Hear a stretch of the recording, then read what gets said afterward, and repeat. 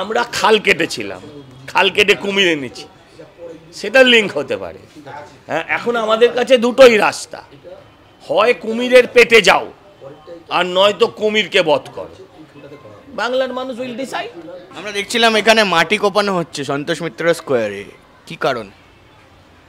দেখুন, মাটি কোপানো এটা তো একটা রুল, মাটি কোপানো হচ্ছে না, নালা কাটা হচ্ছে। কেন? মানে নালা এটা তো কাটতেই হয় না, এটা কি কোথাও গিয়ে নিকাশি ব্যবস্থা ভালো? নিকাশি ব্যবস্থা তো রাখতেই হয়।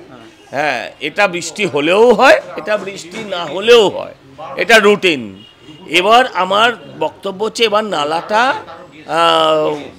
প্রয়োজন হবে। এতদিন হয়তো অপ্রয়োজনও ছিল অনেক সময়, কিন্তু যখন বৃষ্টি হয়নি তখন আর নালার প্রয়োজন হয়নি। না, সেটা কি অন্য ইঙ্গিত দিলেন কিছু? না না, তা নয়। এই বৃষ্টি তো মমতা, এবার ওটাও কি উনি ওনার হাতে রেখেছেন বৃষ্টি হওয়াটা, সেটা আমি জানি না। বৃষ্টি হলে নালাটা কাটা আছে যাতে নালা দিয়ে জলটা বেরিয়ে যায়, এটা খুব স্বাভাবিক না। এটা কি 2026-এর সঙ্গে কোনো লিঙ্ক রয়েছে? না না, 2026-এর সাথে লিঙ্ক নেই, এটা 21-এর সাথে লিঙ্ক, 11-র সাথে লিঙ্ক থাকতে পারে। 11-র লিঙ্কটা হচ্ছে এই যে আমরা খাল কেটেছিলাম, খাল কেটে কুমির এনেছি, সেটার লিঙ্ক হতে পারে। হ্যাঁ, এখন আমাদের কাছে দুটোই রাস্তা, হয় কুমিরের পেটে যাও আর নয়তো কুমিরকে বধ করো। বাংলার মানুষ উইল ডিসাইড। কোথাও গিয়ে এই মুহূর্তে দাঁড়িয়ে ফিরহাদ হাকিমকে নিয়ে অনেক রকম মন্তব্য হচ্ছে এবং সেখানে করলেই মন্তব্য। Now is going to Kunal Ghosh part 2। হ্যাঁ, করলেই বিতর্ক। কুণাল ঘোষকে নিয়ে আর বিতর্ক হয় না, ওটাকে সাইড করে দিয়েছে। হ্যাঁ, ওটা মেন্টাল হসপিটালের দলে লিখিয়ে দিয়েছে নাম। এখন একজনকে নিয়ে বিতর্ক হয়, মমতা ব্যানার্জি, সেকেন্ড হচ্ছে। দুর্গাপুজোর মধ্যে একটি সাম্প্রদায়িক বিষয় চলে আসছে যে ফিরহাদ হাকিম তিনি অন্য ধর্মের। না, তিনি সবসময় অন্য ধর্মের। আমি দুর্গাপুজোর সঙ্গে সাম্প্রদায়িকতাকে জোড়াতে রাজি। এই মুহূর্তে দাঁড়িয়ে মুখ্যমন্ত্রী মমতা বন্দ্যোপাধ্যায় মহালয়ার আগেই কিন্তু তিনি বিভিন্ন জায়গায় পুজো মণ্ডপে ঘুরেছেন, তো অনেকে বলছেন এটার একটা পাপ। এই সাম্প্রদায়িকতাটা ফিরহাদ হাকিম করেননি, এই সাম্প্রদায়িকতাটা মমতা ব্যানার্জি করেছে। এই সাম্প্রদায়িকতাটা মমতা ব্যানার্জি করেছে। এখন হতেও পারে হিজাব পরে যদি কেউ হিন্দু ধর্মের পুজোর দেবদেবী ওপরে করেন, তার দ্বারোদ্ঘাটন করতে চান বা আভরণ উন্মোচন করতে চান, তাহলে দেবী রুষ্ট হতে পারেন। মুশকিল হচ্ছে দেবদেবীরা যখনই রুষ্ট হয়েছে, মরেছে সাধারণ লোক, এখন পুজোকর্তারা মরছে, কারণ সবাই 1,10,000 করে নিয়েছে, তাদের সবার ঘাড়ে রোষ। একটি ভিডিও ভাইরাল হয়েছিল যখন একেবারে ইডি সিবিআই হচ্ছিল, ফিরহাদ হাকিমকে ধরা হচ্ছিল, সেই সময় একটা ভিডিও হয় যে কলকাতার বাঁচাতে দিল না। তো মূলত তখন উনি যে চোখের জলটা ফেলেছিলেন, সেই চোখের জলেই এখন বন্যাটা হয়ে গেল। কাঁদছিলেন না যে আমায় কলকাতাকে বাঁচাতে দিল না, আমায় কলকাতাকে বাঁচাতে দিল না, ওই চোখের জলে আজকে বন্যা হয়ে গেল। কলকাতা বাঁচবে বাবা, তোমরা যাও, কলকাতা হাঁপ ছেড়ে বাঁচবে। তুমি যাও, তুমি বাড়িতে থাকো, ঘর সংসার করো, চেতলা পুজো করো, কলকাতা তাতে বাঁচবে। এখন যমরাজ যদি বলে যে আমি তোমাদের বাঁচাতে চাই, ব্যাপারটা হাস্যকর না? এটা সেরকম। কোথাও গিয়ে কি মনে হয় যে তিনি গতকাল বললেন যে আগামী 30 বছর আগে যে অবস্থা ছিল তার থেকেও ভালো অবস্থা এখন নিকাশি ব্যবস্থা কলকাতায় হয়েছে। ঠিকই বলেছে, এটা ঠিকই বলেছেন। 30 বছর আগে ববিদার যে অবস্থা ছিল অর্থনৈতিক, সামাজিক, সেটা কত গুণ বেড়েছে, আর কলকাতার উন্নয়ন কত গুণ বেড়েছে, এটা যদি তুল্যমূল্য বিচার করেন দেখবেন উন্নয়ন অনেক পিছিয়ে আছে, ববিদার উন্নয়ন অনেক এগিয়ে গেছে, এটা দেখা যায়। এই মুহূর্তে তিনি মেয়র, কোথাও গিয়ে মানে গতকাল কি কোনো কাউন্সিলরদের উদ্দেশ্যে বার্তা দিয়েছিলেন বা কোনো রকম কোনো সমস্যা সমাধানের কিছু বলেছিলেন? উনি আবার সমাধানের কি বার্তা দেবেন? এটা মহা মুশকিলের কথা। মশারা করছে ম্যালেরিয়ার বিরুদ্ধে লড়াই, ব্যাপারটা এরকম হবে না। মুখ্যমন্ত্রী মমতা বন্দ্যোপাধ্যায় কাল আমরা দেখলাম 9 জন মারা গেল, তারপরে তিনি ভার্চুয়াল বা একেবারে ওপেনিং করলেন। শুভনন্দন। আরে এটা তো মানবিকতা থাকতে হবে। একে যদি কেউ খারাপ বলে, মানুষ বাদ দিয়ে অন্য কোনো কারোর সাথে তুলনা করে মানুষের মতো দেখতে, তখন সে হবে অপরাধী।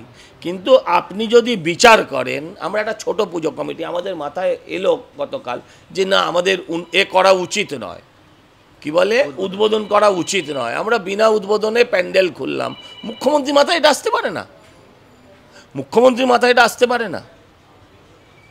সিএসসিকে দোষেছেন তিনি, সিএসসি তার পাল্টা জবাব দিয়ে দিয়েছে, যেটা আমাদের ব্যাপার নয়। সিএসসিকে নিয়ে কি বলবেন? কি বলতে, সিএসসিকে দুষেছেন উনি, সিএসসিকে পুষেছেন তো উনি। এইটাকে আগে পুষতো হচ্ছে জ্যোতি বোস, এখন পুষছে সিএসসিকে মমতা ব্যানার্জি। কটা মেট্রোপলিটন সিটি আপনি দেখাতে পারবেন যেখানে একতরফা রাজত্ব করে একটা প্রাইভেট কোম্পানি? কটা মেট্রোপলিটন সিটিকে দেখাতে পারবেন আপনি আমায় বলুন? 600 কোটি টাকা নিয়ে এখন এসব কথা বললে মনে মনে রাগ করবে না? মনে মনে রাগ করবে না? ব্যবসার খাতিরে বলতে পারবে না। ওরা জানে যে বিজেপি এলে কম্পিটিটিভ হবে, একা কেউ করতে পারবে না। একা যদি একটা মোবাইল কোম্পানি থাকতো তাহলে আপনি বিনা পয়সায় মোবাইলে কথা বলতে পারতেন? এই সহজ সরল বুদ্ধিটা আমাদের বাঙালিদের মাথায় যদি না থাকে তাহলে তো মুশকিল। সিএসসিকে নিয়ে এর আগে অভিযোগ উঠেছে গতকাল দেখা যে পুজোর সময় এই যে ফেস্টিভ সিজনে নাকি বিল বাড়িয়ে দেওয়া হয়, মানুষের নাজেহাল অবস্থা।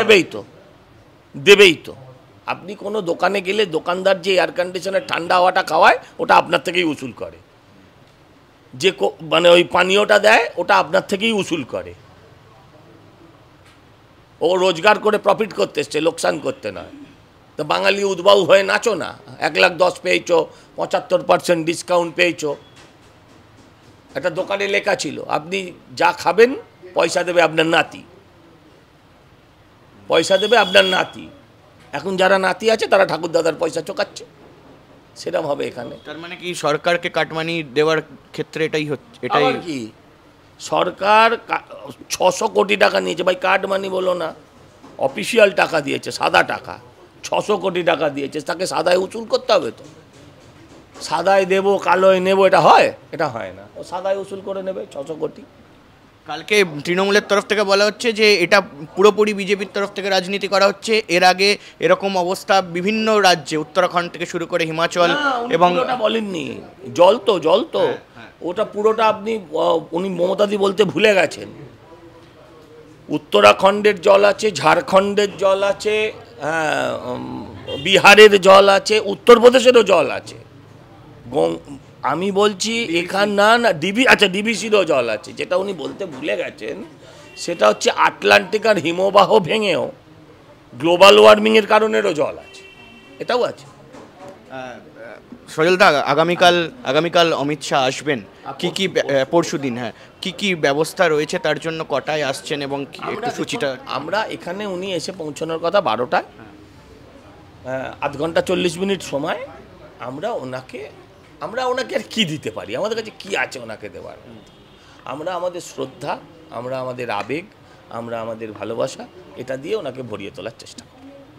এবং অমিত শাহ এলে কি আরো উদ্বুদ্ধ হবে মানুষ বলে মনে হয় আগামী দিনে? এই যে মনে হয় বলি তো আপনি এই প্রশ্নটা করছেন। সেটা আপনার মুখ থেকে শুনতে চাই। আমার মুখ থেকে কেন শুনবো? এটা প্রত্যেকটা মানুষের মনের কথা, 100% উদ্বুদ্ধ হবে। আপনার যদি সম্পাদক কালকে এসে আপনার পিঠ চাপড়ে দেয় ওয়েল ডান বলে, আপনি যদি উদ্বুদ্ধ হন, সেটা কি আমার মুখে বলার প্রয়োজন লাগে? সেরকম আমার নেতা 140 কোটিতে একজন হয়, যে পদ, সেই মানুষটা এসে ভারতবর্ষের দ্বিতীয় মানুষ ধরা হয় যদি, তো সেই মানুষটা এসে যদি বলে যে ওয়েল ডান বেটা, তো আর কি চাই? আরেকটা ছোট্ট প্রশ্ন। অপারেশন সিঁদুর হয়েছে, আপনার থিম, একটা বড় থিম, একটা দেশের ব্যাপার, কিন্তু কোথাও গিয়ে এই যে যারা ভিকটিম ছিল তাদের উদ্দেশ্যে কি পুজো কমিটি কিছু করছে? যারা কলকাতারও 2জন ভিকটিম রয়েছে। না, আমরা তাদের স্মরণ করি, তাদের বিনা অনুমতিতেই তাদের মতন নাম রাখা হয়েছে, তাদের প্রতি শ্রদ্ধা জানাই। আমার বক্তব্য নিশ্চয়ই যারা ভিকটিম তাদের প্রতি শ্রদ্ধা থাকবে, কিন্তু এই শ্রদ্ধার মধ্যে দিয়ে বাকি ভারতবাসীকে সচেতন, উদ্বুদ্ধ এবং পাকিস্তান বিরোধী এবং সেনাবাহিনীর প্রতি রেসপেক্ট। আমার ওই 3 জন আর ওই 22 জনকে আলাদা করার কোনো প্রক্রিয়া নেই। এখানে ওই যে কাশ্মীরি ছেলেটি মারা গিয়েছিল, এখানে তারও একটি দৃশ্য আছে। এখানে শুধু কলকাতা বলে নয়, কাশ্মীরের যে ছেলেটা মারা গেছে আমরা তাকেও রেখেছি। অনেক ধন্যবাদ আমাদের সঙ্গে কথা বলার জন্য। পুজো চলছে এই মুহূর্তে এবং প্রচণ্ড ব্যস্ততম স্কেডিউল, কিন্তু তারই মধ্যে আমাদের সময় দিলেন সজল ঘোষ এবং দুর্গাপুজো নিয়ে বিভিন্ন কথা হলো এবং আগামী দিনে কিন্তু আরও বড় দুর্গাপুজো হবে এবং সন্তোষ মিত্র স্কোয়ার আরও বড়োভাবে সেজে উঠবে এমনটাই আশা করা যায়।